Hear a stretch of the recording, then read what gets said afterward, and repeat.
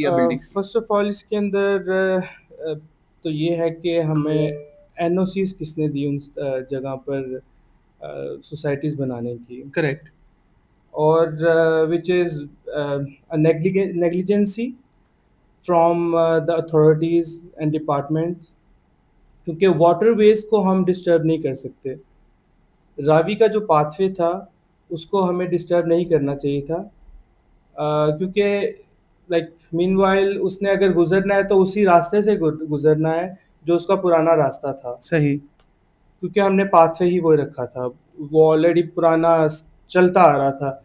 हमारे पास प्रॉपर हमने जब बनाए सोसाइटीज़ बनाई, उनकी अबैटमेंट्स को रिइंफोर्स नहीं किया, प्रॉपर कंक्रीट नहीं किया, उसकी शोरिंग नहीं की, करेक्ट। जिसकी वजह से वो टूटकर पानी उसके अंदर सोसाइटीज़ के अंदर आ गया। सोसाइटीज़ के अंदर आ गया। और जहाँ तक रीबिल्ड करने की बात है, उसको जब तक लैंड ड्राई नहीं हो जाती, हुँ। उस जगह पे बेरिंग कैपेसिटी प्रॉपर नहीं आ जाती कि स्ट्रक्चर वहाँ पे रीबिल्ड हो सके, तब तक आप स्ट्रक्चर नहीं बना सकते उधर। अच्छा, आप लोगों के पास एज़ अ सिविल इंजीनियर क्या टूल्स होते हैं, क्या पैरामीटर्स होते हैं?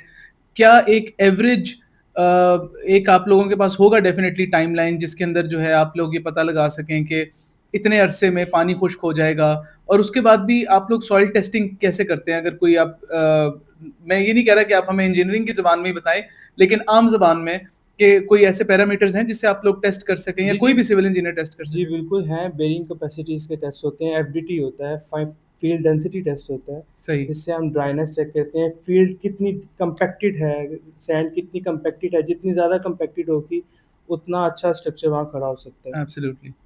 तो ये कुछ पैरामीटर्स हैं जो हम चेक करते हैं बिफोर बिल्डिंग अ हाउस और एनी स्ट्रक्चर सही। On a place. सो और ये कहना ठीक होगा कि साल के बाद या 2 साल के बाद, सैलाब के 2 साल के बाद हम उस पे घर बना सकते नो, हैं? No, no, it depends on weather.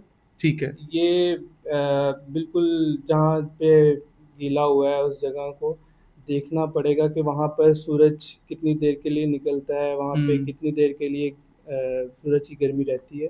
तो उस पे डिपेंड करता है, अदरवाइज़ स्लश बन जाती है मिट्टी के साथ पानी की, और फ्लड पहले से ही मिट्टी लेके आता है, वो करेक्ट। स्लश बनती है और वो काफ़ी देर तक रहती है। सही। अच्छा, ये तो हमने बात की उन जगहों की जिन पे घर बनने थे।